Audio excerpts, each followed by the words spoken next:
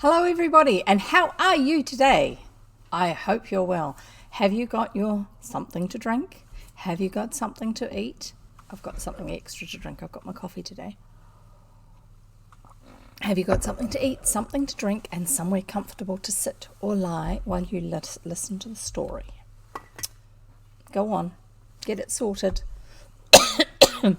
Sorry, just tickle in the throat. I am just, doesn't matter how long beforehand you get started, you still end up fiddling around right at the last minute. Sorry about that, guys. Just getting things arranged on my desk so I can see everything I need to see without dropping it on the floor or anything like that. Now, what is today? Today is Friday, so today is a formal Friday since we are in lockdown here in New Zealand. Yes, we are. We are in lockdown here in New Zealand still. And who cares? We're having formal Friday instead of casual Friday, which is what you have when you're in offices often because they have more formal settings at work. Yeah, see, look, I've even got a little necklace on and everything, but you can't quite see it because the angle on the camera. But that doesn't matter. I've got the tiara. I remembered it. I remembered the tiara. Anyway, so welcome. Thank you for being here. Thank you, friends, for coming back again. And new visitors. We read old-fashioned stories. I read old-fashioned stories. You listen to them. And if you want to catch up on any stories that I have read previously, such as Millie Molly Mandy, The Wind in the Willows, The Secret Garden, George MacDonald, a couple of George MacDonald's books, The Princess and the Goblin, The Princess and Curdie, A Little Princess. I can't remember all the others. There are a bunch of different books. There's getting to be more and more added to the collection. The Railway Children's one of the more recent ones. Then head on over to YouTube, which is one of the links down below on my channel. And you'll be able to go through the playlists there and have a listen to any of the other stories we've done previously. I read here on Twitch 3 days a week, Monday, Wednesday, Friday, 3 p.m. New Zealand time. And then 2 weeks after I've read them, they come down off here on Twitch and they come up over on YouTube. Slightly edited in terms of it's just the video, you don't have the chat showing alongside. And that way people can keep on watching them, keep on listening to them, and share them with people who love old-fashioned stories or children who've never heard them before. A lot of these stories have become part of our background within Kiwi culture.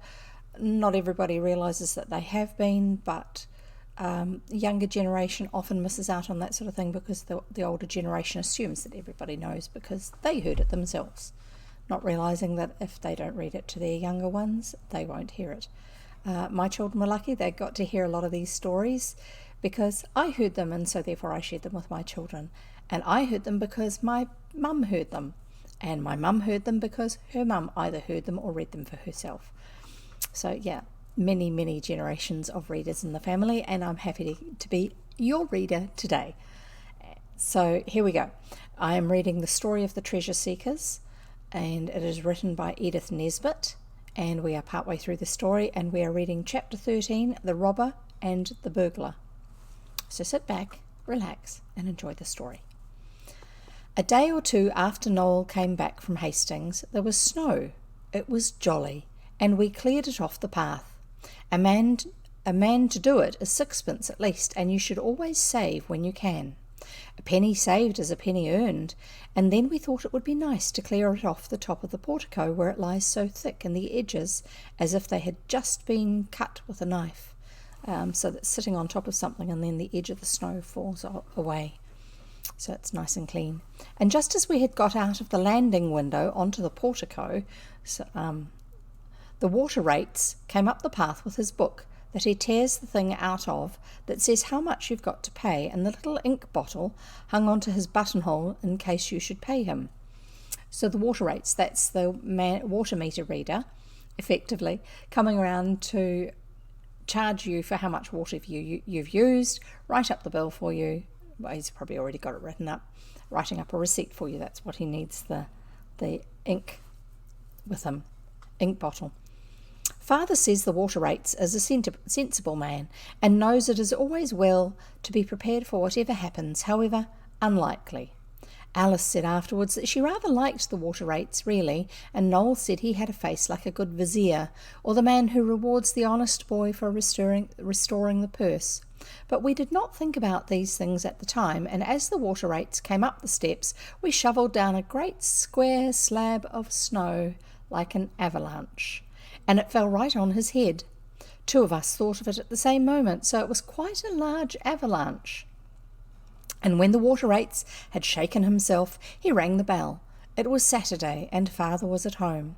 We know now that it was very wrong and ungentlemanly to shovel snow off porticos onto the water rates, or any other person, and we hope he did not catch a cold, and we are very sorry. We apologised to the water rates when Father told us to. We were all sent to bed for it. We all deserved the punishment, because the others would have shoveled down snow just as quick as we did if they had thought of it, only they were not so quick at thinking of things as we are, and even quite wrong things sometimes lead to adventures, as everyone knows who has ever read about pirates or highwaymen. Eliza hates us to be sent to bed early because it means her having to bring meals up, and it means lighting the fire in Noel's room ever so much earlier than usual. He had to have a fire because he still had a bit of a cold. But this particular day we got Eliza into a good temper by giving her a horrid brooch with pretending amethysts in it that an aunt once gave to Alice. So Eliza brought up an extra scuttle of coals, and when the greengrocer came with the potatoes, he's always late on Saturdays, she got some chestnuts from him, so that when we heard Father go out after his dinner, there was a jolly fire in Noel's room, and we were able to go in and be Red Indians in blankets, most comfortably. Eliza had gone out. She says she gets things cheaper on Saturday nights. I'm guessing that's because the shops aren't open on Sunday, and so therefore they need to be clear of stock that would otherwise expire, so they can get it cheaper then. Anyway, so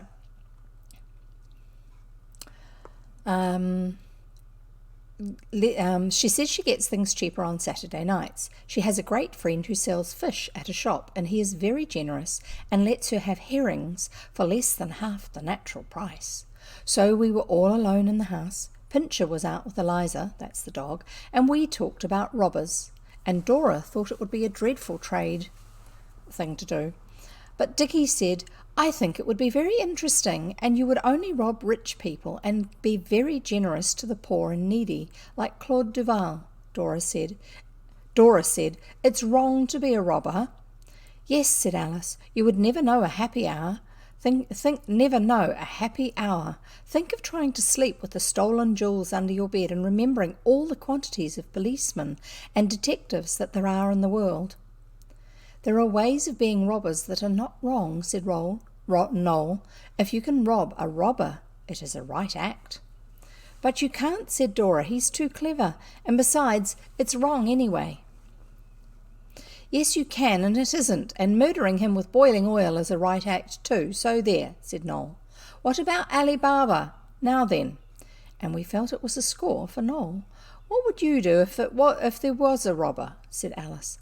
H.O. said he would kill him with boiling oil, but Alice explained that she meant a real robber, now, this minute, in the house. Oswald and Dickie did not say, but Noel said he thought it would only be fair to ask the robber quite politely and quietly to go away, and then if he didn't, you could deal with him. Now what I am going to tell you is a very strange and wonderful thing, and I hope you will be able to believe it. I should not if a boy told me, unless I knew him to be a man of honour, and perhaps not then until he gave his sacred word, but it is true all the same, and it only shows that the days of romance and daring deeds are not yet at an end. Sorry, I'm just moving my chair to get it so it doesn't keep skating away. Right, sorry. Alice was just asking Noel how he would deal with a robber who wouldn't go if he was asked politely and quietly when we heard a noise downstairs. Quite a plain noise, not the kind of noise you fancy you hear. It was like somebody moving a chair. We held our breath and listened. and then came another noise, like someone poking a fire. Now, you remember there was no one to poke a fire or move a chair downstairs because Eliza and Father were out. They could not have come in without our hearing them, because the front door is hard to shut, is as hard to shut as the back one, and whichever you go in by, you have to give a slam, and that you can hear all down the street. Oh, it sounds like their house needs a little bit of repair work. Oh dear. Oh dear, oh dear, oh dear. Goodness me. Such a thing to have to deal with. They have so many things go on, don't they? I just need to check something online.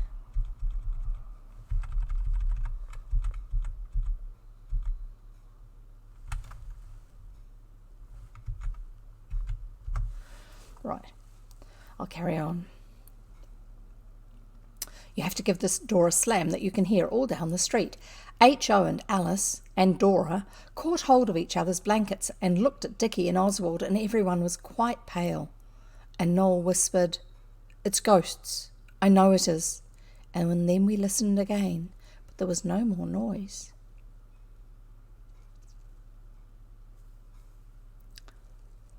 Presently, Dora said in a whisper, "Whatever shall we do? Oh, whatever shall we do? What shall we do?" And she kept on saying it till we had to tell her to shut up. Oh, reader, have you ever been playing Red Indians in blankets around a bedroom fire in a house when you thought that there was no one but you, and then suddenly heard a noise like a chair and a fire being poked downstairs? Unless you have, you will not be able to imagine at all what it feels like.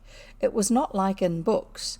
Our hair did not stand on end at all, and we never said hist once, but our feet got very cold though we were in blankets by the fire, and the insides of Oswald's hands got warm and damp, and his nose was cold like a dog's, and his ears were burning hot.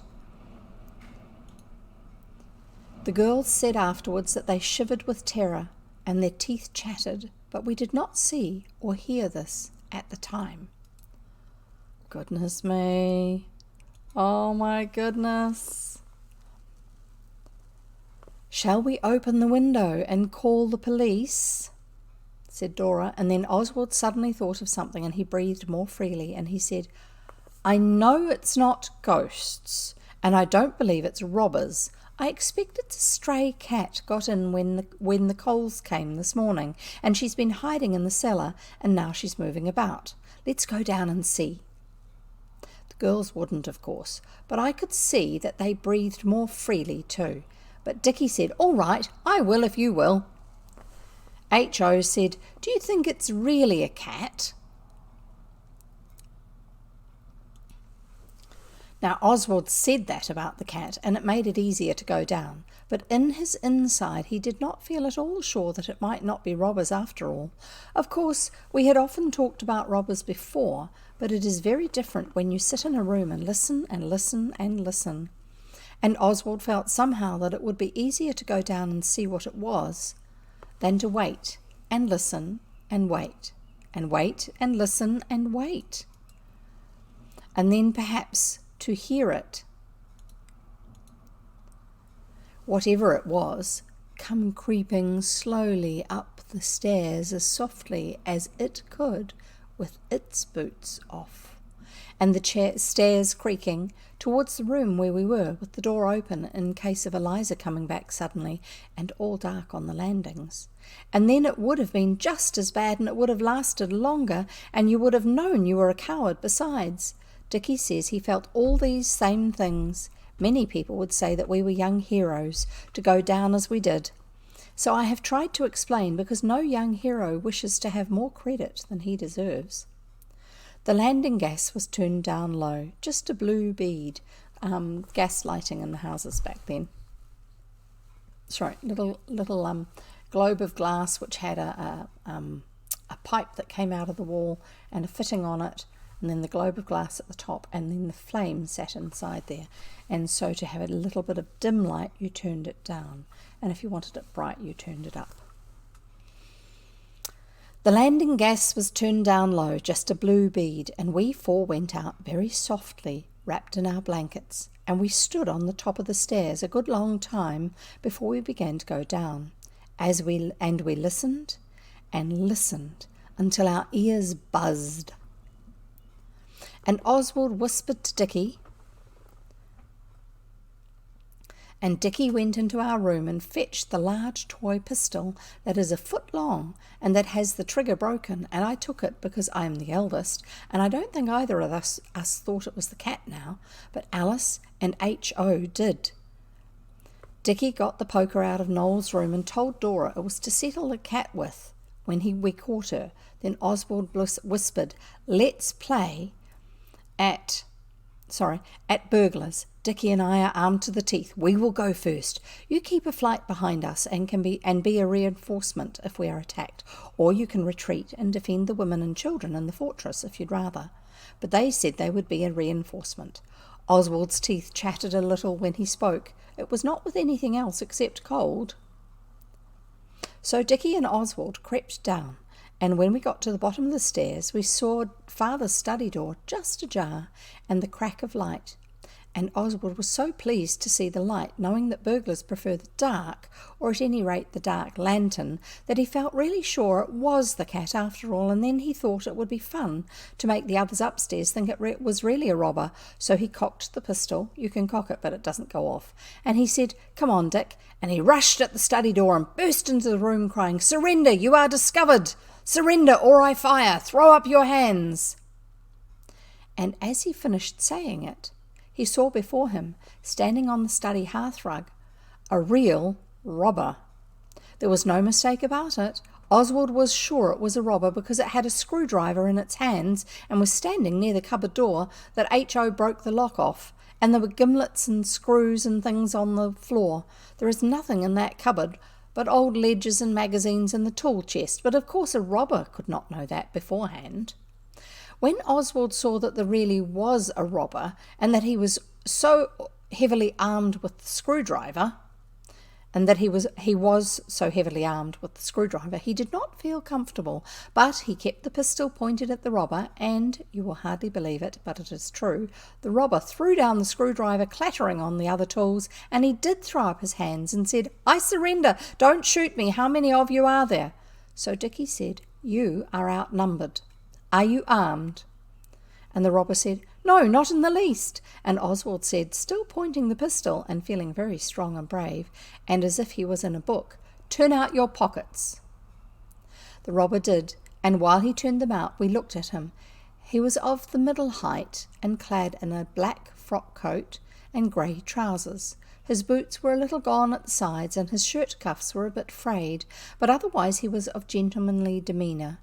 He had a thin and wrinkled face with big, light eyes that sparkled and then looked soft very queerly, and a short beard.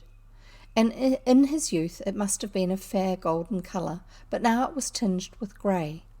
Oswald was sorry for him, especially when he saw that one of his pockets had a large hole in it, and that he had nothing in his pockets but letters and string and 3 boxes of matches and a pipe and a handkerchief and a thin tobacco pouch and 2 pennies. We made him put all the things on the table, and then he said, "Well, you've caught me. What are you going to do with me? Police?" Alice and H.O. had come down to be reinforcements when they heard a shout, and when Alice saw that it was a real robber and that he had surrendered, she clapped her hands and said, "Bravo, boys!" And so did H.O. And now she said, "If he gives his word of honour not to escape, I shouldn't call the police. It seems a pity. Wait till Father comes home." The robber agreed to this and gave his word of honour and asked if he might put on a pipe, and we said yes, and he sat in Father's armchair and warmed his boots, which steamed, and I sent H.O. and Alice to put on some clothes and tell the others and bring down Dickie's and mine knickerbockers and the rest of the chestnuts. Knickerbockers being shorter trousers that are gathered to the knee. And they all came, and we sat around the fire, and it was jolly. The robber was very friendly and talked to us a great deal. I wasn't always in this low way of business, he said, when Noel said something about the things he had turned out of his pockets. It's a great come-down to a man like me, but if I must be caught, it's something to be caught by brave young heroes like you. My stars, how you did bolt into the room. Surrender and up with your hands. You might have been born and bred to the thief catching. Oswald was sorry if it was mean, but he could not own up just then that he did not think there was anyone in the study when he did that brave if rash act. He has told since. "And what made you think that there was anyone in the house?" the robber asked, when he had thrown his head back and laughed for quite half a minute. "So we told him, and he applauded our valour, and Alice and H.O. explained that they would have too. Surrender too, only they were reinforcements. They would have said surrender too, only they were reinforcements. The robber ate some of the chestnuts, and we sat and wondered when father would come home, and what he would say to us for our intrepid conduct. And the robber told us of all the things he had done before he began to break into houses. Dickie picked up the tools from the floor, and suddenly he said, 'Why, this is father's screwdriver, and his gimlets and all. Well, I do call it jolly cheek to pick a man's locks with his own tools.' 'True, true,' said the robber. 'It is cheek of the jolliest, but you see, I've come down in the world. I was a highway robber once, but horses are so expensive to hire, 5 shillings an hour, you know, and I couldn't afford to keep them.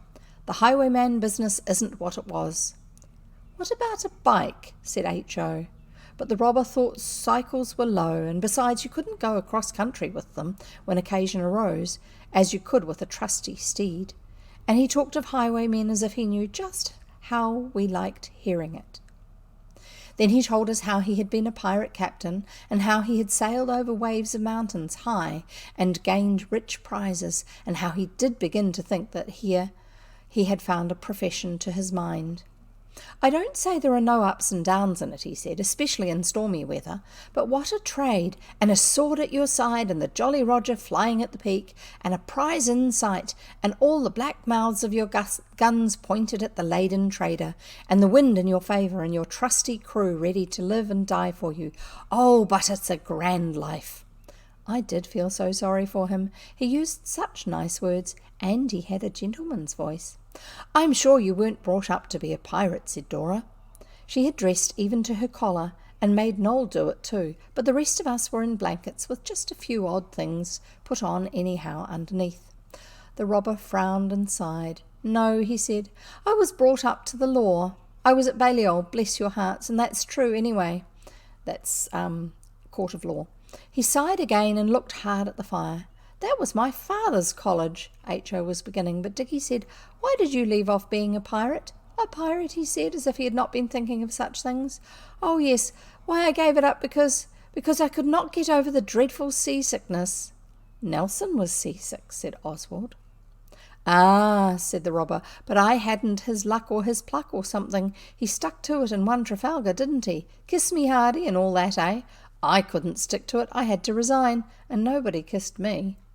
I saw by his understanding about Nelson that he was really a man who had been to a good school as well as to Balliol. Then we asked him, 'And what did you do then?'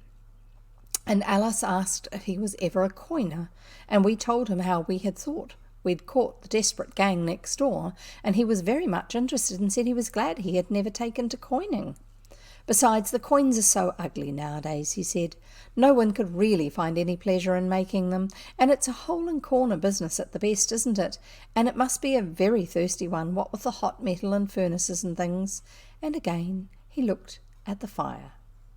Oswald forgot for a minute that the interesting stranger was a robber, and asked him if he wouldn't have a drink. Oswald has heard father do this to his friends, so he knows it is the right thing. The robber said he didn't mind if he did, and that is right too. And Dora went and got a bottle of father's ale, the light sparkling family, and a glass, and we gave it to the robber, and Dora said she would be responsible. Then, when he had had a drink, he told us about bandits, but he said it was so bad in wet weather. Bandits' caves were hardly ever properly weather-tight, and bush-ranging was the same. 'As a matter of fact,' he said, 'I was bush-ranging this afternoon among the furze bushes on the heath, but I had no luck.' I stopped the Lord Mayor in his gilt coach with all his footmen in plush and gold lace, smart as cockatoos, but it was a no-go. The Lord Mayor hadn't a stiver in his pockets. One of the footmen had 6 new pennies. The Lord Mayor always pays his servants' wages in new pennies. I spent 4pence of that in bread and cheese. That on the table's the 2pence. Ah, it's a poor trade. And then he filled his pipe again. We had turned out the gas so that father should have a jolly good surprise when he did come home, and we sat and talked as pleasant as could be. I never liked a new man better than I liked that robber, and I felt so sorry for him. He told us he had been a war correspondent and an editor in happier days, as well as a horse stealer and a colonel of dragoons. That's the type of soldiers. And quite suddenly, just as we were telling him about Lord Tottenham and our being highwaymen ourselves, he put up his hand and said, "Shh," and we were quiet and listened. There was a scraping noise. It came from downstairs. "They're filing something," whispered the robber. "Here, shut up. Give me that pistol and the poker. There's a burglar now, and no mistake." "It's only a toy one, and it won't go off," I said, "but you can cock it." Then we heard a snap. "There goes the window bar," said the robber softly. "Jove, what an adventure. You kids stay here, I'll tackle it." But Dickie and I said we should come, so he let us go as far as the bottom of the kitchen stairs, and we took the tongs and shovel with us. There was a light in the kitchen, a very little light. It is curious we never thought, any of us, that this might be a plant of our robber's to get away. We never thought of doubting his word of honour, and we were right. That noble robber dashed the kitchen door open and rushed in with the big toy pistol in one hand and the poker in the other, shouting out, just like Oswald had done, "Surrender! You are discovered! Surrender, or I'll fire! Throw up your hands!" And Dickie and I rattled the tongs and shovels so that he might know that there were more of us, all bristling with weapons. And we heard a husky voice in the kitchen saying, "All right, governor, stow that scent sprinkler, I'll give in. Blowed if I ain't pretty well sick of the job anyway." Then we went in. Our robber was standing in the grandest manner with his legs wide apart and the pistol pointing at the cowering burglar. The burglar was a large man who did not mean to have a beard, I think, but he had got some of one, and a red comforter and a fur cap. The red comforter's the scarf. And his face was red and his voice was thick. How different from our robber. The burglar had a dark lantern and he was standing by the plate basket. When we had lit the gas, we all thought he was very like what a burglar ought to be.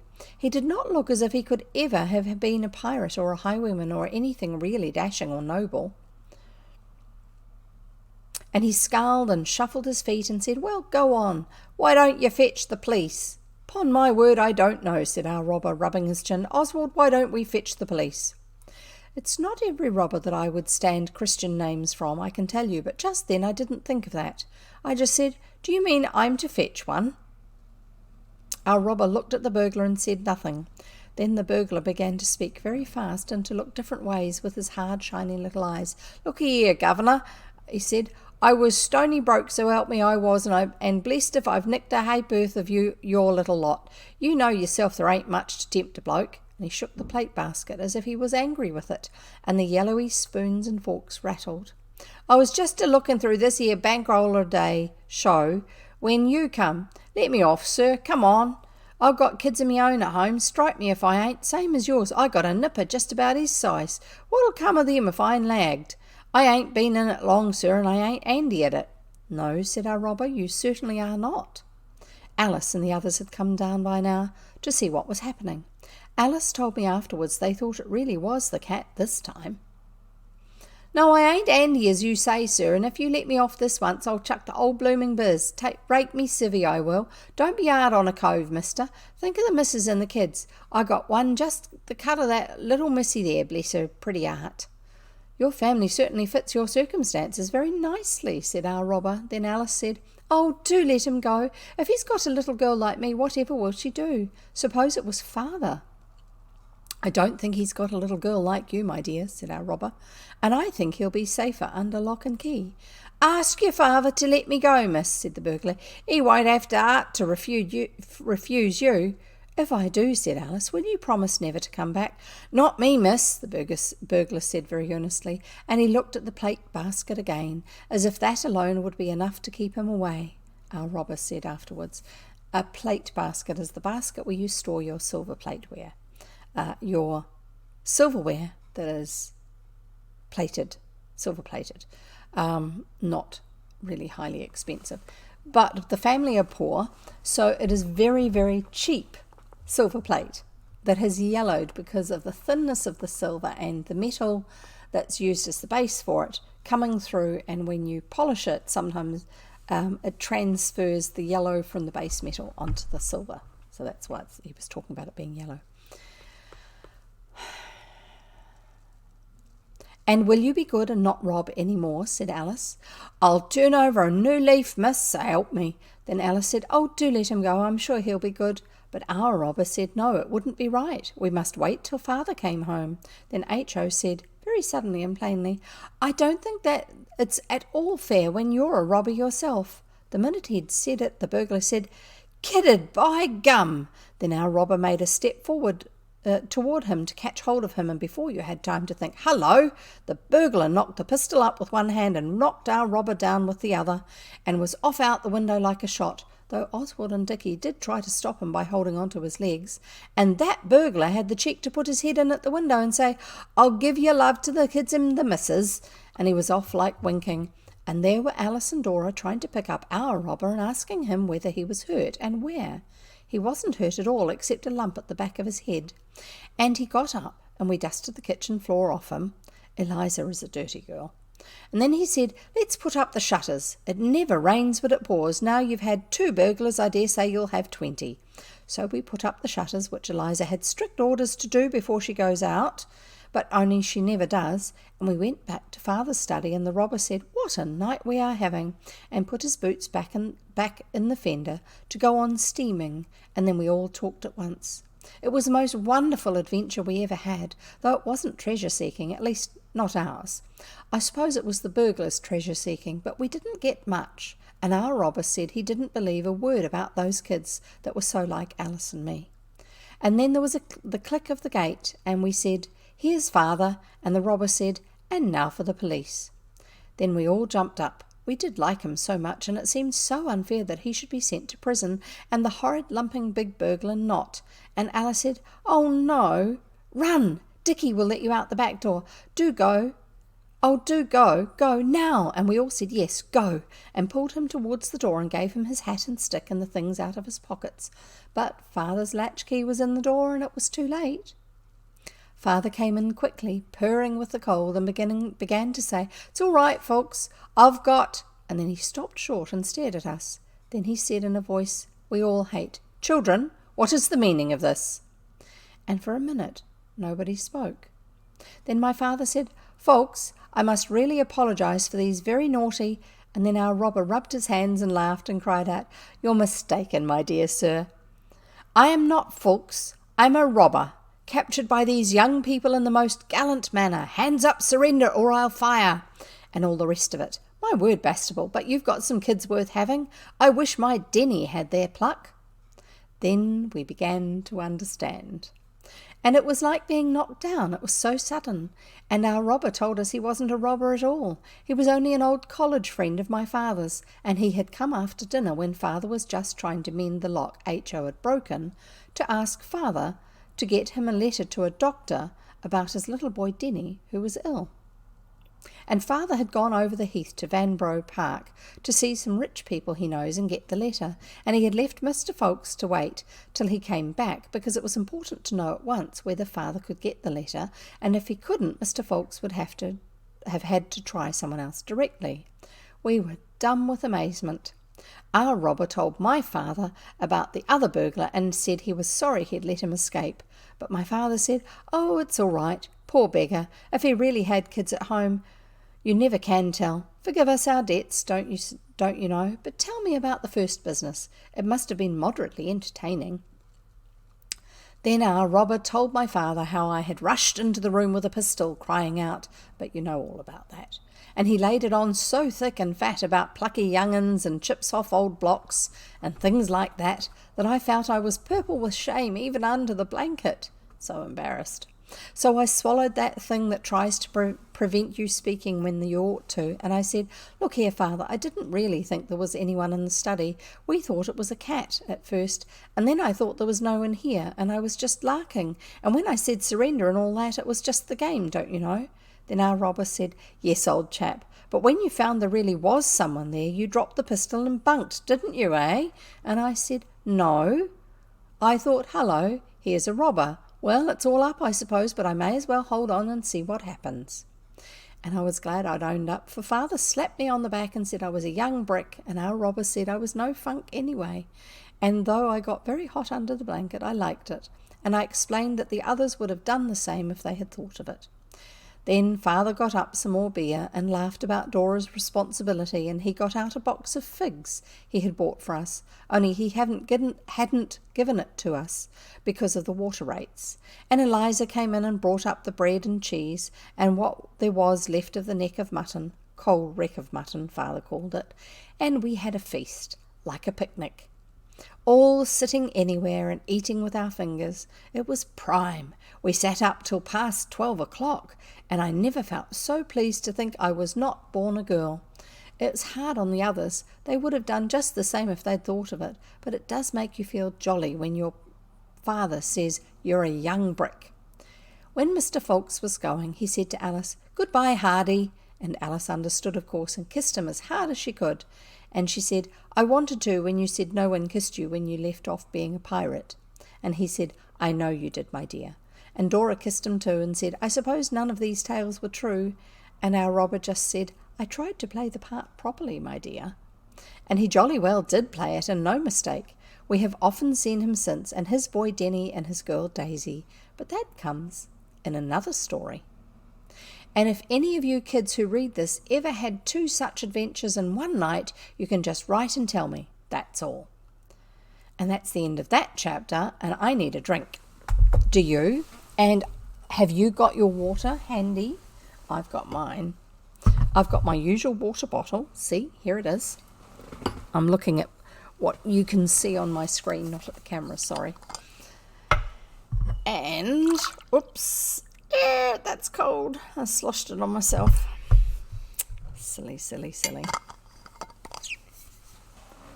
And I thought, since we're doing Formal Friday, why not have it in a nice glass? Here's my drink of water.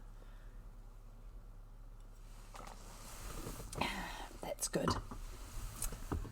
So, how have you been? What have you been up to? Have you been having lots of fun? Any of those things?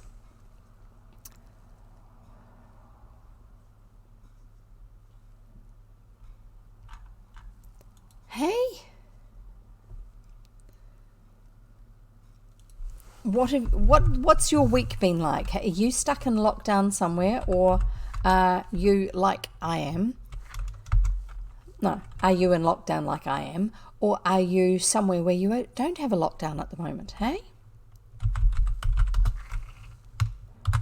Sorry, I'm just putting something over on in my browser window just because I need to check something.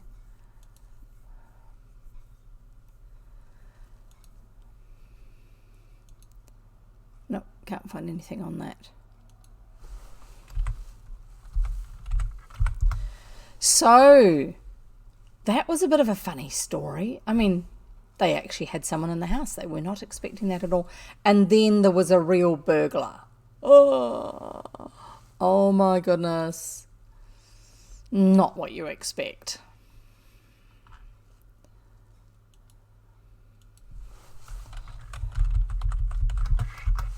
Now I'm going to just type into our chat box my Discord server and my YouTube channel, and they are there so that if you wish to, you can follow us on both of those locations. And on YouTube you can watch stories that I've already read. You can listen to them as full books because I have playlists of each book, except for the Alice ones. They're both in one playlist because I read through from one book into the next. And also on Discord, you can make suggestions about other books to read, that sort of thing. How about that? Anyway, so I'm going to have another mouthful of water. No, I'm going to have another mouthful of coffee because I want to finish it before 4 o'clock. The coffee, that is, otherwise I can't have it. I did yesterday, on Wednesday. Wednesday was the last day I was reading. I did on Wednesday.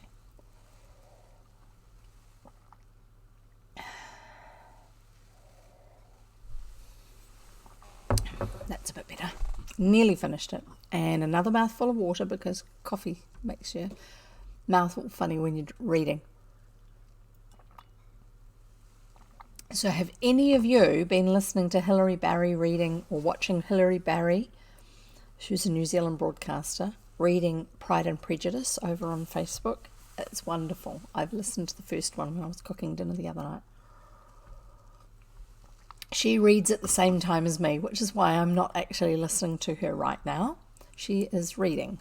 Actually, she's probably finished. She reads for about half an hour. She's new to it. Hey, I don't know. I don't know if she actually did any story reading last lockdown. But she's reading now. She's reading Pride and Prejudice. That should be lots of fun. She's wonderful. And she got us all in New Zealand into Formal Friday for work days when we are on lockdown, because instead of being casual Fridays in a workplace where normally you're more formal, since you're at home you're not formal all day, you are casual when you're working from home. So it's nice to have a good excuse to get dressed up and wear your tiara and use a lovely wine glass for your water. Why not? So we shall carry on reading. We are reading The Story of the Treasure Seekers, being the story of the Bastable children in search of a fortune. They're trying to restore the fortunes of the House of Bastable, is their thinking. Because they're not doing so well. They've financially, their family's not doing well. Their mother died a while ago, and Dad's raising them on his own. They've got a housekeeper who does a whole lot of different things, that sort of thing. But it's not really working very well for them. Anyway, so The Story of the Treasure Seekers by Edith Nesbit, and we are reading Chapter 14, The Divining Rod. You have no idea how uncomfortable the house was on the day when we sought for gold with the divining rod. It was like a spring cleaning in the winter time. All the carpets were up because Father had told Eliza to make the place decent, as there was a gentleman coming to dinner the next day. So she got in a charwoman, that's a particular type of cleaner, and they slopped water about and left brooms and brushes on the stairs for people to tumble over. H.O. got a big bump on his head in that way, and when he said it was too bad, Eliza said he should keep to the nursery then and not be where he'd no business. We bandaged his head with a towel, and then he stopped crying and played at being England's wounded hero, dying in the cockpit, while every man was doing his duty as the hero had told them to do. And Alice was Hardy, and I was the doctor, and the others were the crew. Playing at Hardy made us think of our own dear robber, and we wished he was there, and wondered if we should ever see him any more. We were rather astonished at Father's having anyone to dinner, because now he never seems to think of anything but business. Before Mother died, people often came to dinner, and Father's business did not take up so much of his time, and was not the bother it is now, and we used to see who could go furthest down in our nightgowns and get nice things to eat without being seen. Out of the dishes as they came out of the dining room. Eliza can't cook very nice things. She told Father she was a good plain cook, but he says it was a fancy portrait. So even her plain cooking's not great. We stayed in the nursery till the charwoman came in and told us to be off. She was going to make one job of it and have our carpet up as well as all the others, and now the man was here to beat them. It came up and it was very dusty, the carpet, and under it we found my threepenny bit that I lost ages ago, which shows what Eliza is. In other words, Eliza hadn't been cleaning. H.O. had got tired of being the wounded hero, and Dickie was so tired of doing nothing that Dora said she knew he'd begin to tease Noel in a minute. Then, of course, Dickie said he wasn't going to tease anybody. He was going out to the heath. He said he'd heard that nagging women drove a man from his home, and now he found it was quite true. Oswald always tries to be a peacemaker.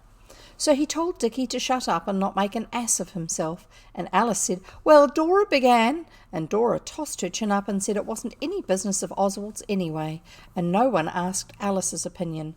So we all felt very uncomfortable till Noel said, "Don't let's quarrel about nothing. You know, let dogs delight," and I made up another piece while you were talking. I think he's meaning let sleeping dogs lie. "Quarrelling is an evil thing. It fills with gall life's cup. For when once you begin, it takes such a long time to make it up." We all laughed then and stopped jawing at each other. Noel is very funny with his poetry, but that piece happened to come out quite true. You begin to quarrel and then you can't stop. Often, long before the others are ready to cry and make it up, I see how silly it is and I want to laugh, but it doesn't do to say so, for it only makes the others crosser than they were before. I wonder why that is. Alice said Noel ought to be poet laureate, and she actually went out in the cold and got some laurel leaves, the spotted kind, out of the garden, and Dora made a crown and we put it on him. He was quite pleased, but the leaves made a mess, and Eliza said, "Don't." I believe that's a word grown-ups use more than any other. Then suddenly Alice thought of that old idea of hers for finding treasure, and she said, "Do let's try the divining rod." So Oswald said, "Fair priestess, we do greatly desire to find gold beneath our land. Therefore we pray thee practice with the divining rod and tell us where we can find it." "Do ye desire to fashion it helms and hauberks?" said Alice. "Fashion of it, helms and hauberks," said Alice. "Yes," said Noel, "and chains and ouches." "I bet you don't know what an ouch is," said Dickie. "Yes, I do, so there," said Noel. "It's a carcanet." "Carcanet?" I looked it out in the dictionary. "Now then." We asked him what a carcanet was, but he wouldn't say. "And we want to make fair goblets of the gold," said Oswald. "Yes, to drink coconut milk out of," said H.O. Very exotic. "And we desire to build fair palaces of it," said Dickie. "And to buy things," said Dora, "a great many things, new Sunday frocks and hats and kid gloves," and she would have gone on for ever so long, only we reminded her that we hadn't found the gold yet. By this Alice had put on the nursery tablecloth, which is green, and tied the old blue and yellow antimacassar over her head, and she said, "If your intentions are correct, fear nothing and follow me." I'm just going to pause for a minute. Antimacassar. An antimacassar is a piece of fabric that goes over the back of the chair, like this coloured thing I've got here, and it is to soak up macassar oil, because people used to put macassar oil in their hair effectively as a conditioner, because they only used soap, and the soap was quite coarse and harsh, and it helped men's hair to stay in the right place. And so the furniture would get stained with the oil from this hair oil, the macassar oil, and so you had a cloth a bit like a doily that sat on the back of the chair, and along the backs of the sofas you'd have a string of them, and they'd often have nice stitch work on them, lace work around the edges, and those were called antimacassars. Such an odd thing to call them. Anyway, so she tied the old blue and yellow antimacassar over her head and said, "If your intentions are correct, fear nothing and follow me." And she went down into the hall. We all followed, chanting heroes. It is a gloomy thing the girls learnt at the high school, and we always use it when we want a priestly chant. Alice stopped short by the hat stand and held up her hands as well as she could for the tablecloth and said, "Now, great altar of the golden idol, yield me the divining rod that I may use it for the good of the suffering people." The umbrella stand was the altar of the golden idol, and it yielded her the old school umbrella. She carried it between her palms. Now, she said, I shall sing the magic chant. You mustn't say anything, but just follow wherever I go. Like follow my leader, you know. And when there is gold underneath, the magic rod will twist in the hands of the priestess like a live thing that seeks to be free. Then you will dig, and the golden treasure will be revealed. H.O., if you make that clatter with your boots, they'll come and tell us not to. Now come on, all of you. So she went upstairs and down and into every room. We followed her on tiptoe, and Alice sang as she went. What she sang is not out of a book. Noel made it up while she was dressing up for the priestess. Ashen rod cold that I here hold, teach me where to find the gold. When we came to where Eliza was, she said, Get along with you. But Dora said it was only a game, and we wouldn't touch anything, and our boots were quite clean, and Eliza might as well let us. So she did. It was all right for the priestess, but it was a little dull for the rest of us because she wouldn't let us sing too.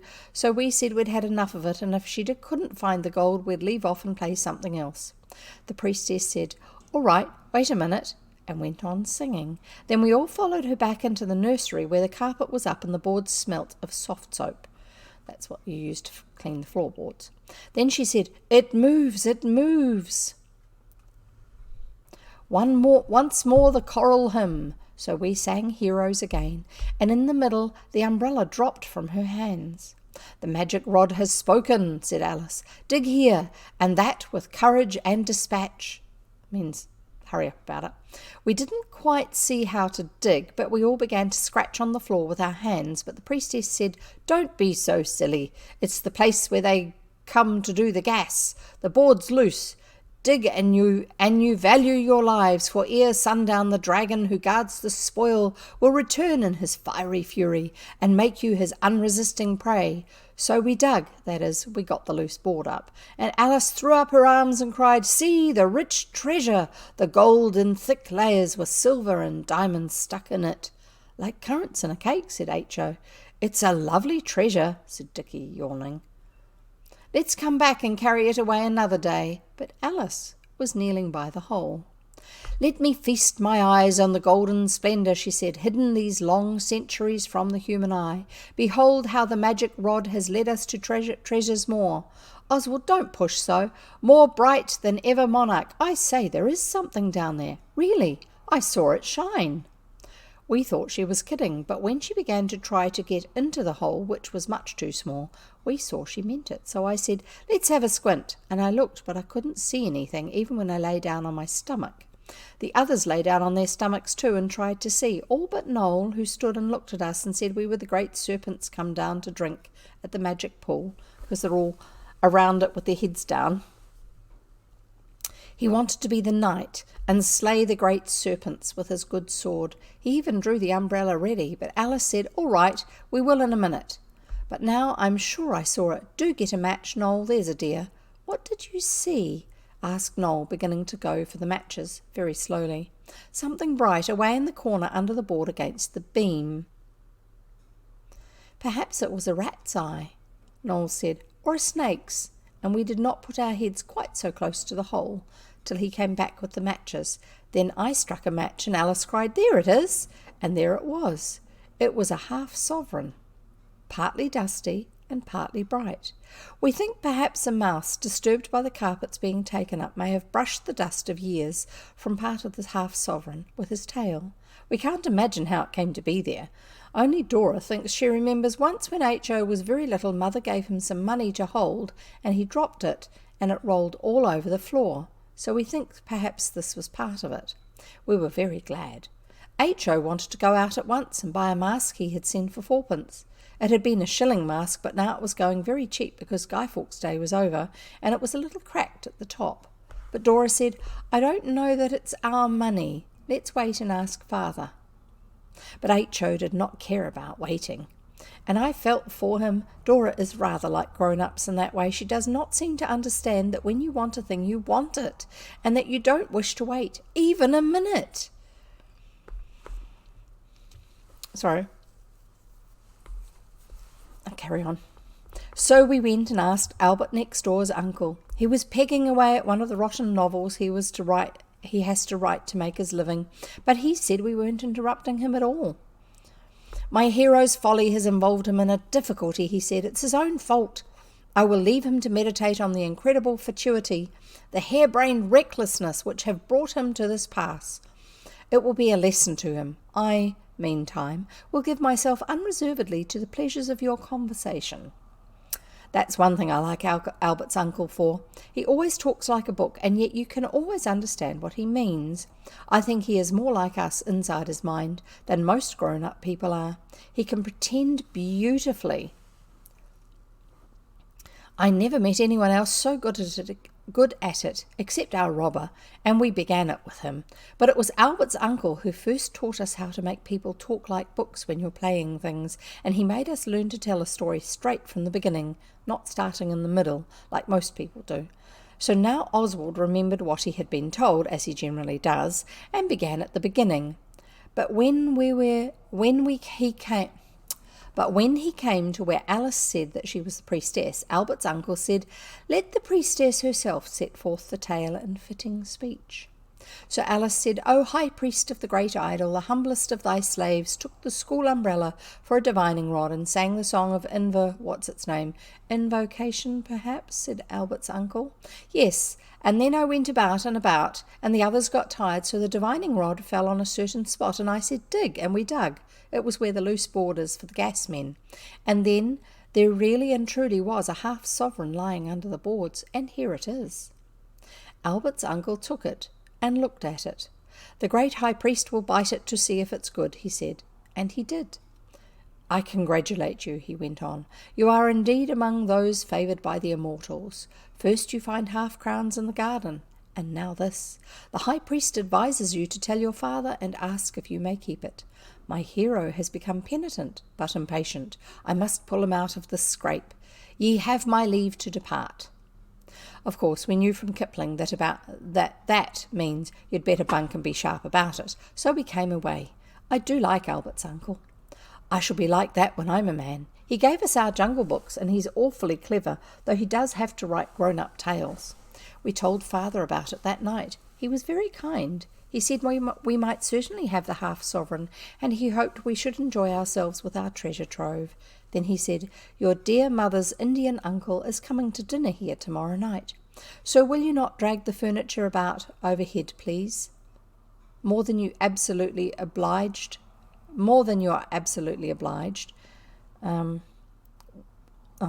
Will you not drag the furniture about? In other words, don't be noisy, because we'll be downstairs. And H.O. might wear slippers or something. I can always distinguish the note of H.O.'s boots." So H.O. tends to stomp a bit. We said we would be very quiet, and father went on, "This Indian uncle is not used to children, and he is coming to talk business with me. It is really important that he should be quiet. Do you think, Dora, that perhaps bed at 6 for H.O. and Noel?" But H.O. said, "Father, I really and truly won't make a noise. I'll stand on my head all the evening sooner than disturb the Indian uncle with my boots." And Alice said, "Noel never made a row anyhow." So father laughed and said, "All right." And he said we might do as we liked with the half-sovereign, only for goodness sake don't try to go in for business with it. He said, "It's always a mistake to go into business with an insufficient capital." That sounds like he's talking from experience, that he's lost money because he put money into something but he didn't have enough to sustain it. We talked it over all that evening, and we decided that as we were not to go into business with our half-sovereign, it was no use not spending it at once, and so we might as well have a right royal feast. The next day we went out and bought the things. We got figs and almonds and raisins and a real raw rabbit, and Eliza promised to cook it for us if we would wait till tomorrow because of the Indian uncle coming to dinner. She was very busy cooking nice things for him to eat. We got the rabbit because we are so tired of beef and mutton, and father hasn't a bill at the poultry shop, and rabbit was commonly eaten meat when you wanted a change. And we got some flowers to go on the dinner table for father's party, and we got hard bake and raspberry noyau. I think that's meant to be nougat. No, noyau. Don't know. And peppermint rock and oranges and a coconut with other nice things. I'm going to have to highlight that word so I can look it up later. We put it all in the top long drawer. It is H.O.'s play drawer, and we made him turn his things out and put them in Father's old portmanteau. H.O. is getting old enough now to learn to be unselfish, and besides, his drawer wanted tidying very badly. Then we all vowed by the honour of the ancient house of Bastable that we should not touch any of the feast till Dora gave the word the next day, and we gave H.O. some of the hard bake to make it easier for him to keep his vow. The next day was the most rememberable day in all our lives, but we didn't know that then. But that is another story. I think that is such a useful way to know when you can't think how to end a chapter. I've learned it from another writer named Kipling. I've mentioned him before, I believe, but he deserves it. In other words, you ought to know who Kipling is. Rudyard Kipling wrote The Jungle Book, one of his most famous books. And that's the end of that chapter, and I'm going to have my last mouthful or two of coffee and a drink of water from my lovely wine glass. I shall top up the glass because it's a little bit low. I'll do it without spilling this time. That's better. I'm not wearing all that water.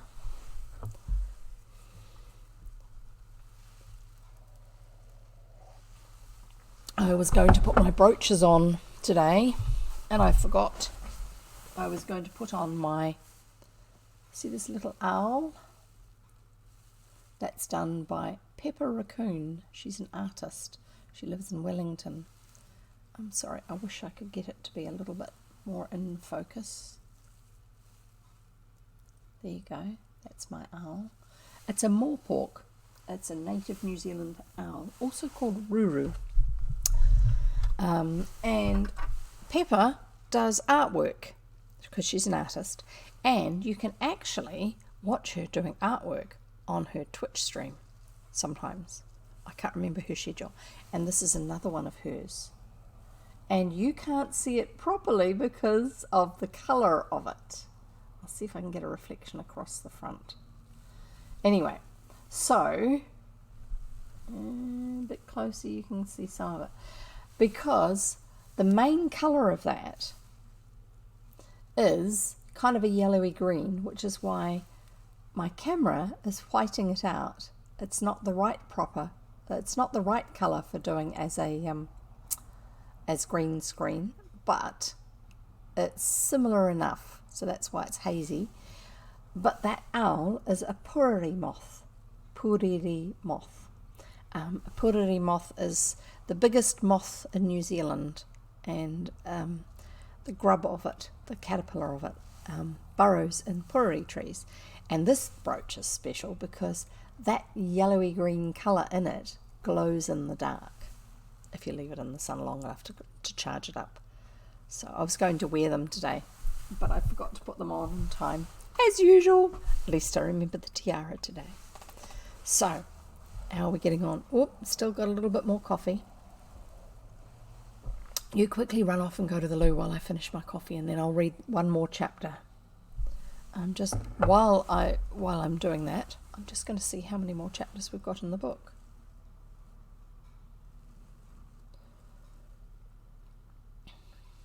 Not many more, actually.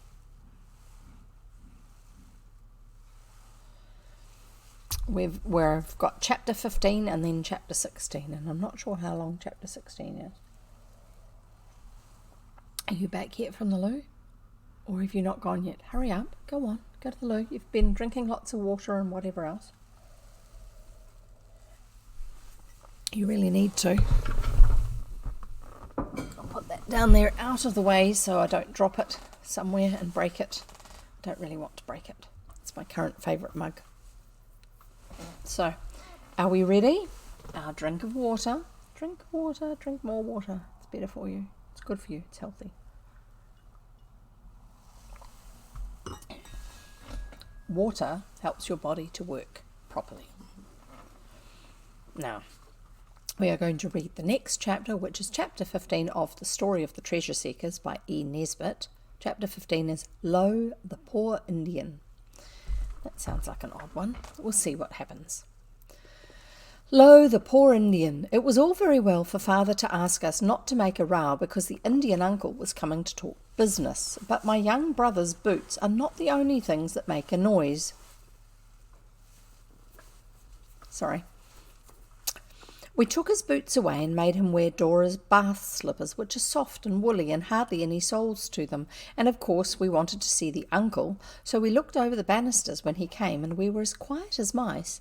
But when Eliza had let him in, she went straight down to the kitchen and made the most awful row you ever heard. It sounded like the Day of Judgment, or all the saucepans and crockery in the house being kicked about the floor.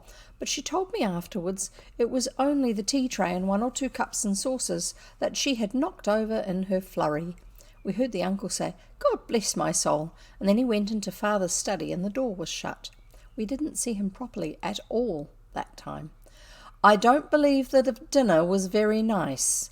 Something got burned, I'm sure, for we smelt it. It was an extra smell, besides the mutton. I know that got burned. Eliza wouldn't have any of us in the kitchen except Dora till dinner was over. Then we got what was left of the dessert and had it on the stairs, just round the corner where they can't see you from the hall, unless the first landing gaslight is lighted. Suddenly the study door opened and the uncle came out and went and felt in his greatcoat pocket. It was his cigar case he wanted. We saw that afterwards. We got a much better view of him then. He didn't look like an Indian, but just like a kind of brown, big Englishman, and of course he didn't see us, but we heard him muttering to himself, "Shocking bad dinner, eh, what?" Then he went back to the study, and when he went back to the study he didn't shut the door properly. That door has always been a little tiresome since the day we took the lock off to get out the pencil sharpener H.O. had shoved into the keyhole. Oops. We didn't listen, really and truly, but the Indian uncle has a very big voice, and father was not going to be beaten by a poor Indian in talking or anything else, so he spoke up too, like a man, and I heard him say it was a very good business and only wanted a little capital, and he said it as if it was an imposition he had learned, and he hated having to say it.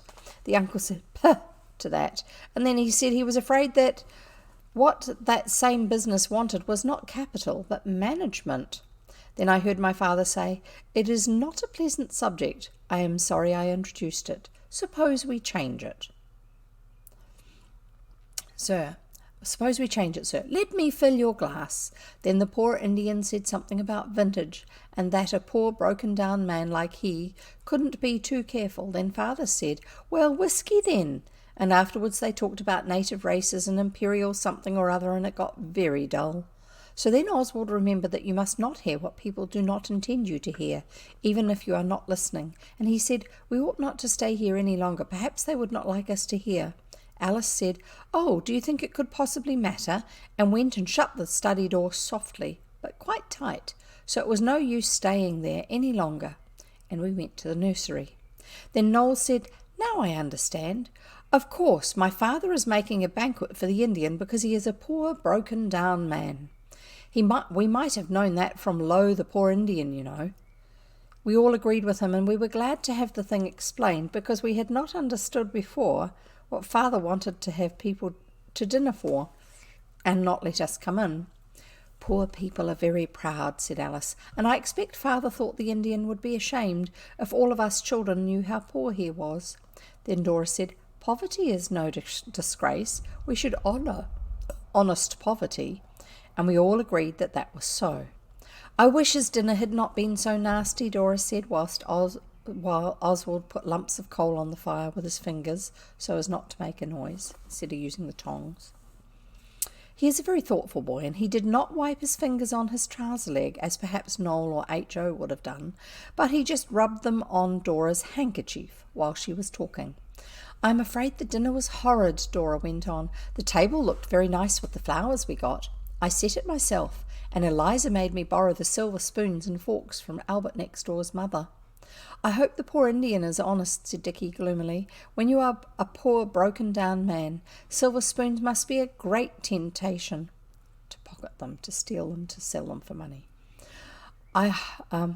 Oswald told him not to talk such tommy rot, because the Indian was a relation, so of course he couldn't do anything dishonourable, and Dora said it was all right anyway, because she had washed up the spoons and forks herself and counted them, and they were all there, and she had put them into their wash leather bag and taken them back to Albert next door's mother. Wash leather is a particular finish on the leather work. And the Brussels sprouts were all wet and swimmy, she went on, and the potatoes looked grey, and there were bits of black in the gravy, and the mutton was bluey red and soft in the middle. I saw it when it came out. The apple pie looked nice, but it wasn't quite done in the appley part. The other thing that was burnt, you must have smelt it, was the soup. It is a pity, said Oswald. I don't suppose he gets a good dinner every day. No more do we, said H.O., but we shall tomorrow.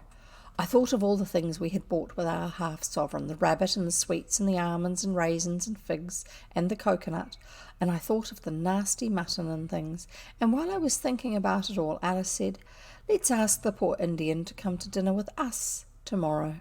I should have said it myself if she had given me the time. We got the little ones to go to bed by promising to put a note on their dressing table saying what had happened, so that they might know the first thing in the morning or in the middle of the night if they happened to wake up, and then we elders arranged everything. I waited by the back door, and when the uncle was beginning to go, Dickie was to drop a marble down between the banisters for a signal, so that I could run round and meet the uncle as he came out.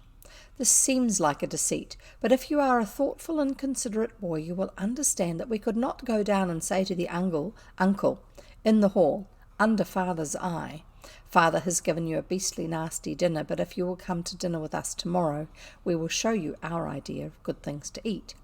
You will see, if you think it over, that this would not have been at all polite to Father. So when the uncle left, Father saw him to the door and let him out, and then went back to the study looking very sad, Dora says. As the poor Indian came down our steps, he saw me there at the gate. I did not mind his being poor, and I said, "Good evening, uncle," just as politely as though he had been about to ascend into one of the gilded chariots of the rich and affluent, instead of having to walk to the station a quarter of a mile in the mud, unless he had the money for a tram fare. "Good evening, uncle," I said it again, for he stood staring at me. I don't suppose he was used to politeness from boys. Some boys are anything but, especially to the aged poor. So I said, "Good evening, uncle," yes, yet once again. Then he said, "Time you're in bed, young man, eh?" Then I saw I must speak plainly with him, man to man, so I did. I said, "You have been dining with my father, and we couldn't help hearing you say the dinner was shocking. So we thought that you're an Indian, perhaps you're very poor." I didn't like to tell him we'd heard the dreadful truth from his own lips, so I went on. "Because of Lo the Poor Indian, you know." That's obviously a poem or a song. "And you can't get a good dinner every day, and we are very sorry if you are poor, and won't you come and have dinner with us tomorrow, with us children, I mean. It's a very, very good dinner, rabbit and hardbake and coconut, and you needn't mind us knowing you're poor, because we know honourable poverty is no disgrace, and I could have gone on much longer, but he interrupted me to say, "Upon my word, and what's your name, eh?" "Oswald Bastable," I said. And I do hope you people who are reading this story have not guessed before that I was Oswald all the time. "Oswald Bastable, eh? Bless my soul," said the poor Indian. "Yes, I'll dine with you, Mr. Oswald Bastable, with all the pleasure in life. Very kind and cordial invitation, I'm sure. Good night, sir. At 1 o'clock, I presume?" "Yes, at 1, I said. Good night, sir." Then I went in and told the others, and we wrote a paper and put it on the boys' dressing table, and it said, "The poor Indian is coming at 1. He seemed very grateful to me for my kindness." We did not tell Father that the uncle was coming to dinner with us, for the polite reason that I have explained before. But we had to tell Eliza, so we said a friend was coming to dinner, and we wanted everything very nice. I think she thought it was Albert next door, but she was in a good temper that day, and she agreed to cook the rabbit and to make a pudding with currants in it, and when 1 o'clock came, the Indian uncle came too. I let him in and helped him off with his greatcoat, which was all furry inside, and took him straight to the nursery. We were to have dinner there as usual, for we had decided from the first that he would enjoy himself more if he was not made a stranger of. We agreed to treat him as one of ourselves, because if we were too polite, he might think it was our pride because he was poor. He shook hands with us all and asked our ages and what schools we went to, and shook his head when we said we were having a holiday just now. I felt rather uncomfortable. I always do when they talk about schools, and I couldn't think of anything to say to show him we meant to treat him as one of ourselves. I did ask if he played cricket. He said he had not played lately, and then no one said anything till dinner came in. We had all washed our faces and hands and brushed our hair before he came in, and we all looked very nice, especially Oswald, who had had his hair cut that very morning. When Eliza had brought in the rabbit and gone out again, we looked at each other in silent despair, just like in books. It seemed as if there was going to be just a dull dinner, like the one the poor Indian had had the night before, only of course the things to eat would be nicer. Dickie kicked Oswald under the table to make him say something, and he had his new boots on too. That would have hurt. But Oswald did not kick back, and then the uncle asked, "Do you carve, sir, or shall I?" Suddenly Alice said, "Would you like grown-up dinner, uncle, or play dinner?" He did not hesitate a moment, but said, "Play dinner, by all means, eh, what?" And then we knew it was all right. So we at once showed the uncle how to be a dauntless hunter.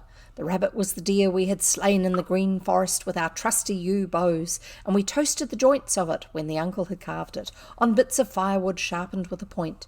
The uncle's piece got a little burnt, but he said it was delicious, and he said game was always nicer when you had killed it yourself. When Eliza had taken away the rabbit bones and brought in the pudding, we waited till she'd gone out and shut the door, and then we put the dish down on the floor and slew the pudding in the dish in the good old-fashioned way. It was a wild boar at bay, and very hard indeed to kill, even with forks. The uncle was very fierce indeed with the pudding, and jumped and howled when he speared it, but when it came to his turn to be helped, he said, "No, thank you, think of my liver, eh, what?" But he had some almonds and raisins, when we had climbed to the top of the chest of drawers to pluck them from the boughs of the great trees, and he had a fig from the cargo that the rich merchants brought in their ship. The long drawer was the ship, and the rest of us had the sweets and the coconut. It was a very glorious and beautiful feast, and when it was over we said we hoped it was better than the dinner last night, and he said, "I never enjoyed a dinner more." He was too polite to say what he really thought about father's dinner, and we saw that though he might be poor, he was a true gentleman. He smoked a cigar while we finished up what was left to eat, and told us about tiger shooting and about elephants. We asked him about wigwams and wampum and moccasins and beavers, but he did not seem to know, or else he was shy about talking of the wonders of his native land. We liked him very much indeed, and when he was going at last, Alice nudged me, and I said, "There's 1 and 3 farthing left out of our half-sovereign. Will you take it, please, because we do like you very much indeed, and we don't want it really, and we would rather you had it." And I put the money into his hand. "I'll take the 3 bit," he said, turning the money over and looking at it, "but I couldn't rob you of the rest. By the way, where did you get the money for this most royal spread? 1/2 sovereign, you said, eh, what?" We told him all about the different ways we had looked for treasure, and when we had been telling some time he sat down to listen better, and at last we told him how Alice had played at divining rod, and how it really had found a half sovereign. Then he said he would like to see her do it again, but we explained that the rod would only show gold and silver, and that we were quite sure there was no more gold in the house, because we happened to have looked very carefully. "Well, silver then," he said. "Let's hide the plate basket, and little Alice shall make the divining rod find it, eh, what?" "There isn't any silver in the plate basket now," Dora said. "Eliza asked me to borrow the silver spoons and forks for your dinner last night from Albert next door's mother. Father never notices, but she thought it would be nicer for you. Our own silver went to have the dents taken out, and I don't think Father could afford to pay the man for doing it, for the silver hasn't come back." "Bless my soul," said the uncle again, looking at the hole in the big chair that we burnt when we had Guy Fawkes' Day indoors. "And how much pocket money do you get, eh, what?" "We don't have any now," said Alice, "but indeed we don't want the other shilling. We'd much rather you had it, wouldn't we?" And the rest of us said yes. The uncle wouldn't take it, but he asked a lot of questions, and at last he went away. And when he went, he said, "Well, youngsters, I've enjoyed myself very much. I shan't forget your kind hospitality. Perhaps the poor Indian may be in a position to ask you all to dinner some day."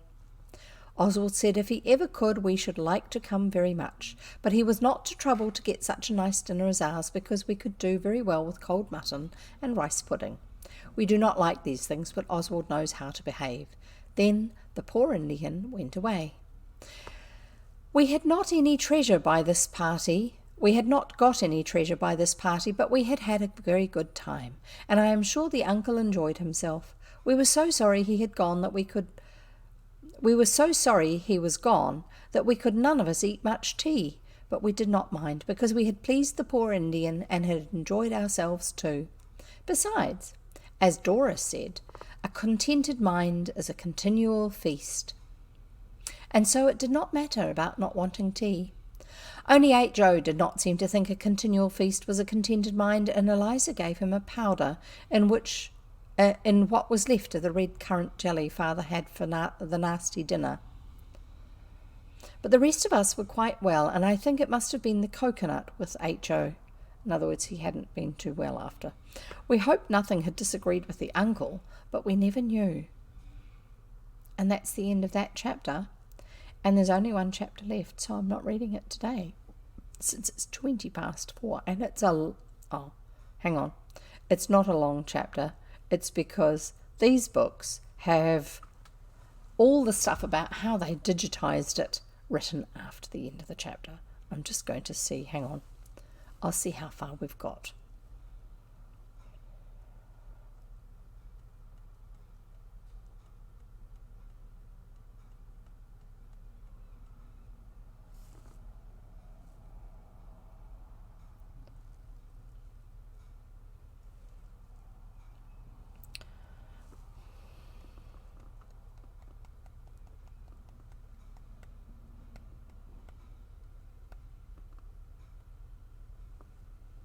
It's 20 pages.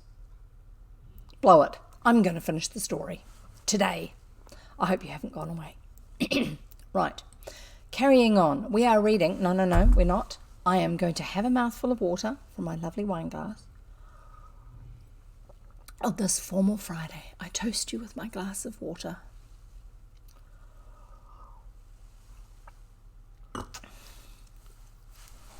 Sorry. The edges of my mouth get a little dry and sticky sometimes when I'm reading. So, I'm going to read the last chapter of The Treasure Seekers now. The Story of the Treasure Seekers by Edith Nesbit. Chapter 16, The End of the Treasure Seeking. Now it is coming near the end of our treasure seeking, and the end was so wonderful that now nothing is like it used to be. It is like as if our fortunes had been in an earthquake, and after those, everything comes out wrong way up. The day after the uncle speared the pudding with us opened in gloom and sadness. But you never know. It was destined to be a day when things happened, yet no sign of this appeared in the early morning. Then all was misery and upsetness. None of us felt quite well, I don't know why, and Father had one of his awful colds, so Dora persuaded him not to go to London, but to stay cosy and warm in the study, and she made him some gruel. She makes it better than Eliza does. Eliza's gruel is all little lumps, and when you suck them, it's dry oatmeal inside. Ugh, yuck.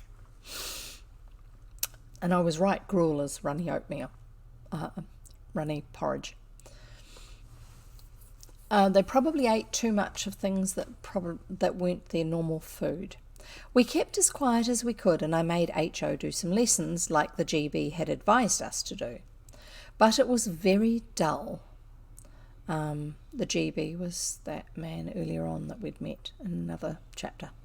There are some days when you seem to have got to the end of all the things that could ever possibly happen to you, and you feel you will spend all the rest of your life doing dull things, just the same way. Days like this are generally wet days, but as I said, you never know. Then Dickie said if things went on like this, he should run away to sea, and Alice said she thought it would be rather nice to go into a convent.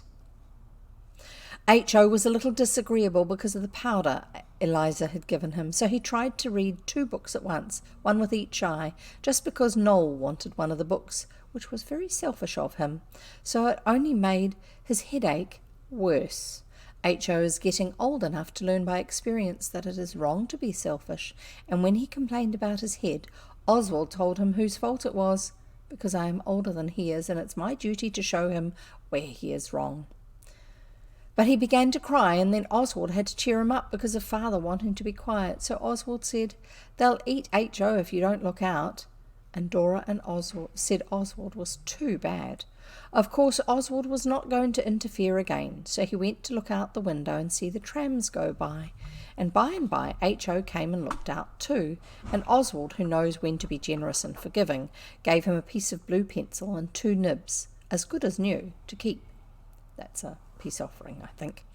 As they were looking out at the rain splashing on the stones in the street, they saw a 4-wheeled cab come lumbering up from the way the station is. Oswald called out, "Here comes the coach of the fairy godmother. It'll stop here. You see if it doesn't." So they all came to the window to look. Oswald had only said that about stopping, and he was stricken with wonder and amaze when the cab really did stop. It had boxes on the top and knobby parcels sticking out of the window, and it was something like going away to the seaside, and something like the gentleman who takes things about in a carriage with the wooden shutters up to sell to drapers' shops. The cabman got down and someone inside handed out ever so many parcels of different shapes and sizes, and the cabman stood holding them in his arms and grinning over them. Dora said, "It's a pity someone doesn't tell him this isn't the house for those deliveries." And then from inside the cab someone put out a foot, feeling for the step, like a tortoise's foot coming out from under his shell when you are holding him off the ground. And then a leg came, and more parcels, and then Noel cried, "It's the poor Indian!" And it was. Eliza opened the door, and we were all leaning over the banisters. Father heard the noise of the parcels and boxes in the hall, and he came out, without remembering how bad his cold was. If you do that yourself when you have a cold, they call you careless and naughty. Then we heard the poor Indian say to Father, "I say, Dick, I dined with your kids yesterday, as I dare say they've told you. Jolliest little cubs I ever saw. Why didn't you let me see them the other night? The eldest is the image of poor Janey, and as to young Oswald, he's a man. If he's not a man, I'm a nigger, eh, what?" I'm sorry, that's just the way they spoke sometimes back then, so please ignore the word. "And Dick, I say, I shouldn't wonder if I could find a friend to put a bit into that business of yours, eh?" Then he and Father went into the study, and the door was shut, and we went down and looked at the parcels. Some were done up in old dirty newspapers and tied with bits of rag, and some were in brown paper and string from the shops, and there were boxes. We wondered if the uncle had come to stay and this was his luggage, or whether it was to sell. Some of it smelt of spices like merchandise, and one bundle, Alice felt, certainly was a bale. We heard a hand on the knob of the study door after a bit, and Alice said, "Fly!" and we all got away but H.O., and the uncle caught him by the leg as he was trying to get upstairs after us. "Peeping at the baggage, eh?" said the uncle, and the rest of us came down because it would have been dishonourable to leave H.O. alone in a scrape, and we wanted to see what was in the parcels. "I didn't touch," said H.O. "Are you coming to stay? I hope you are." "No harm done if you didn't touch," said the good, kind Indian man to all of us, "for all these parcels are for you." I have several times told you about being dumb with amazement and terror and joy and things like that, but I never remember us being dumber than we were when he told us this. The Indian uncle went on, "I told an old friend of mine what a pleasant dinner I had with you, and about the threepenny bit and the divining rod and all that, and he sent all these odds and ends as presents for you. Some of the things came from India." "Have you come from India, uncle?" Noel asked, and when he said yes, we were all very much surprised, for we never thought of his being that sort of Indian. We thought he was the red kind, and of course his not being accounted for his ignorance of beavers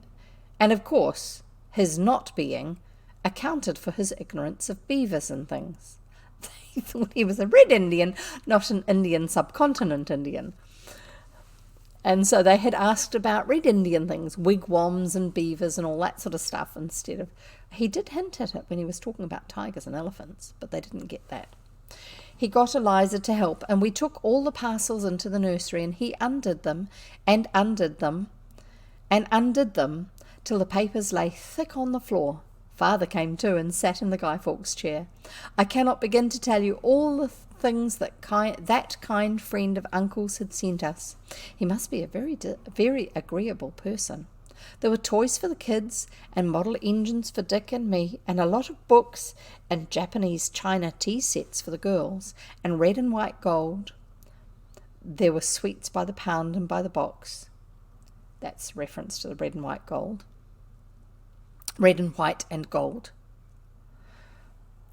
No, sorry, I shall read that again. That totally doesn't mean that. There were toys for the kids, that's the little ones, and model engines for Dick and me, and a lot of books and Japanese china tea sets for the girls, red and white and gold. The Japanese china tea sets were red and white and gold. There were sweets by the pound and by the box, and long yards and yards of soft silk from India to make frocks for the girls, and a real Indian sword for Oswald, and a book of Japanese pictures for Noel, and some ivory chessmen for Dickie. The castles of the chessmen were elephants and castles. There was a railway station called Elephant and Castle. It's in London. I never knew what it meant before. The brown paper and string parcels had boxes of games in them, and big cases of preserved fruits and things, and the shabby old newspaper parcels and the boxes had the Indian things in. I never saw so many beautiful things before. There were carved fans and silver bangles and strings of amber beads and necklaces of uncut gems. They're stones before they have the nice smooth faces on them, so they're not shiny, not as shiny. Turquoises and garnets, the uncle said they were, and shawls and scarves of silk and cabinets of brown and gold and ivory boxes and silver trays and brass things. The uncle kept saying, "This is for you, young man," or "Little Alice will like this fan," or "Miss Dora would look well in this green silk, I think. Eh, what?" And Father looked on as if it were a dream, till the uncle suddenly gave him an ivory paper knife and a box of cigars, and said, "My old friend sent you these, Dick. He's an old friend of yours too," he says, and he winked at my father, for H.O. and I saw him, and my father winked back, though he has always told us not to. So there's some secret about the friend. That was a wonderful day. It was such a treasure and no mistake. I never saw such heaps and heaps of presents, like things out of a fairy tale, and even Eliza had a shawl. Perhaps she deserved it, for she did cook the rabbit and the pudding. And Oswald says it's not her fault if her nose turns up and she does not brush her hair. I do not think Eliza likes brushing things. It is the same with the carpets, but Oswald tries to make allowances even for people who do not wash their ears. The Indian uncle came to see us often after that, and his friend always sent us something. Once he tipped us a sovereign each. The uncle brought it, and once he sent us money to go to the Crystal Palace, and the uncle took us, and another time to a circus, and when Christmas was near, the uncle said, "You remember when I dined with you some time ago? You promised to dine with me some day if I could ever afford to give a dinner party. Well, I'm going to have one, a Christmas party. Not on Christmas Day, because everyone goes home then, but on the day after. That's Boxing Day. Cold mutton and rice pudding. You'll come, eh, what?" We said we should be delighted if Father had no objection, because that is the proper thing to say. And the poor Indian, uncle, said, "No, your father won't object. He's coming too, bless your soul." We all got Christmas presents for the uncle. The girls made him a handkerchief case and a comb bag out of some of the pieces of silk he had given them. I got him a knife with 3 blades. H.O. got a siren whistle, a very strong one. That's one of the ones where you blow it, go, and you go,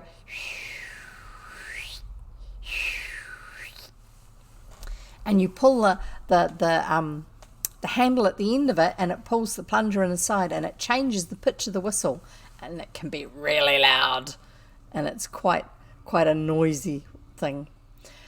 H.O. got a siren whistle, a very strong one, and Dickie joined me in the knife, and Noel would have given the Indian ivory box that Uncle's friend had sent on the wonderful ferry cab day. He said it was the very nicest thing he had, and he was sure Uncle wouldn't mind his not having bought it with his own money.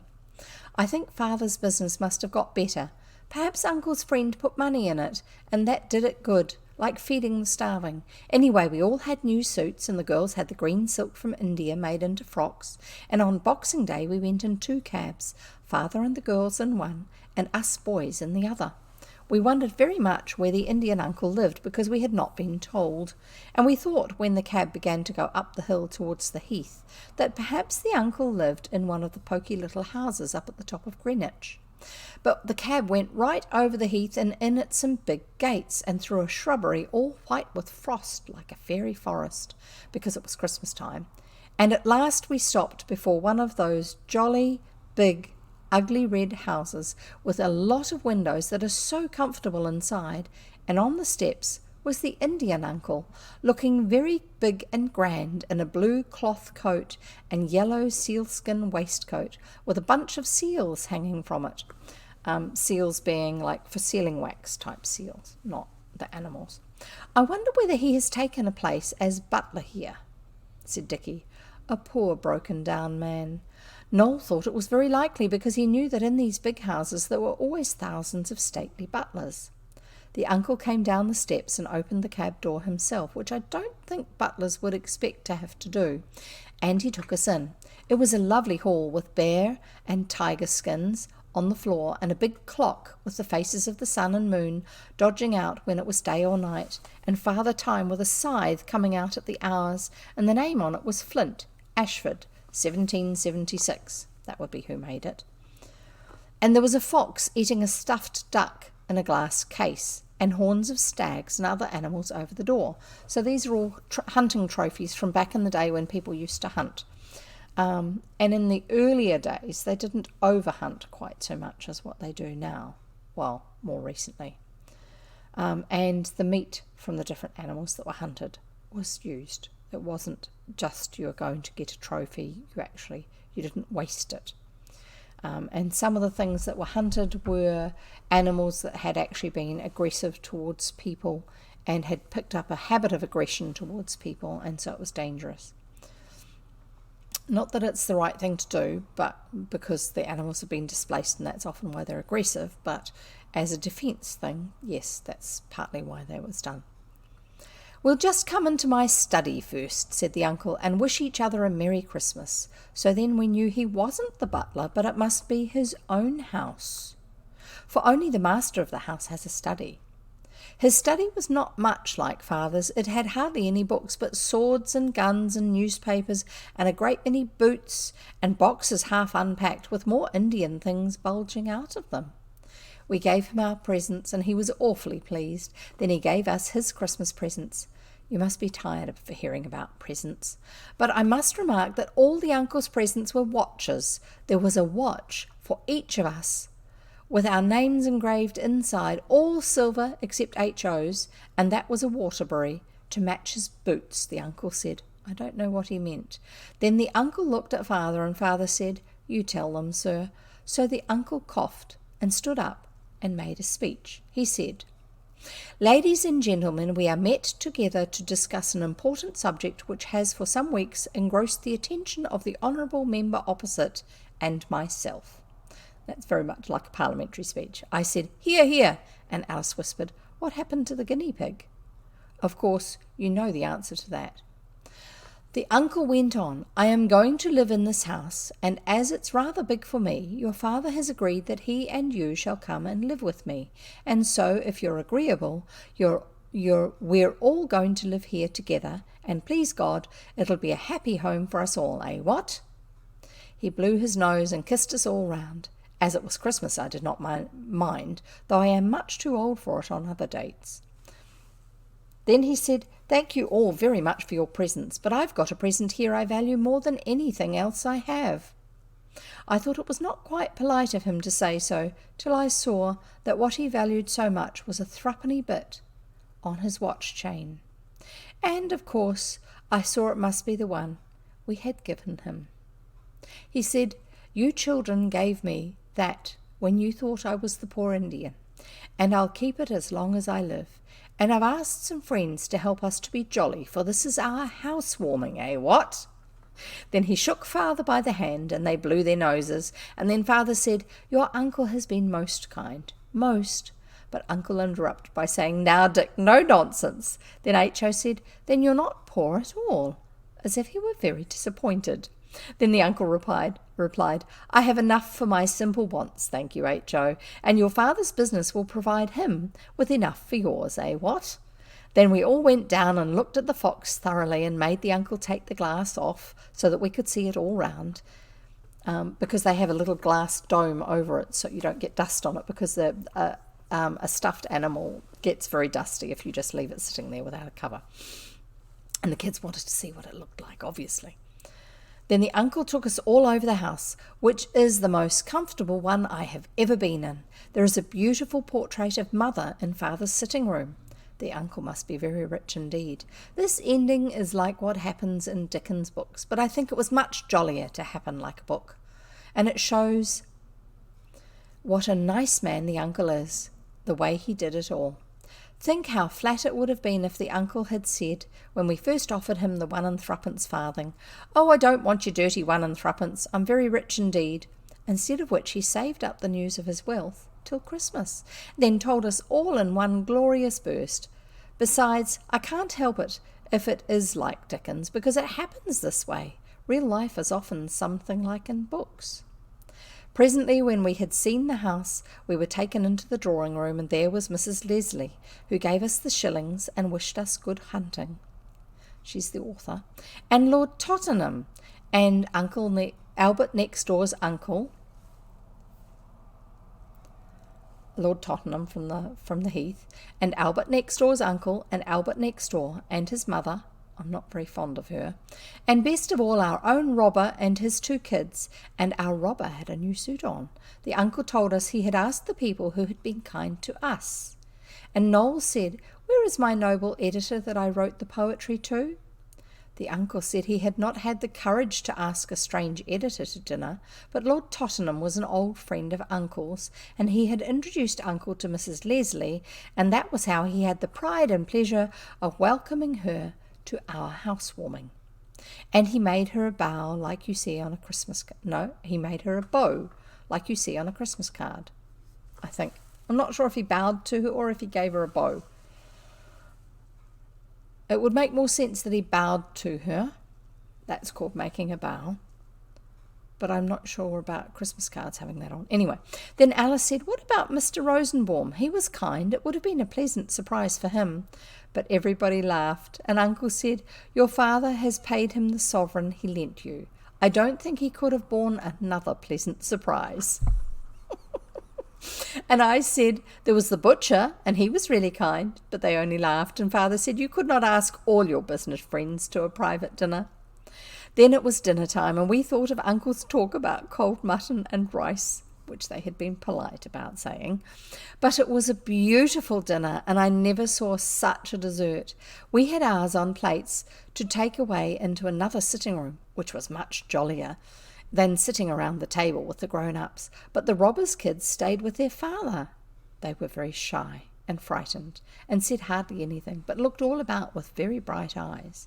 H.O. thought they were like white mice, but afterwards we got to know them very well, and in the end they were not so mousy, and there was a good deal of interesting stuff to tell about them, but I shall put that in another book, for there is no room for it in this one.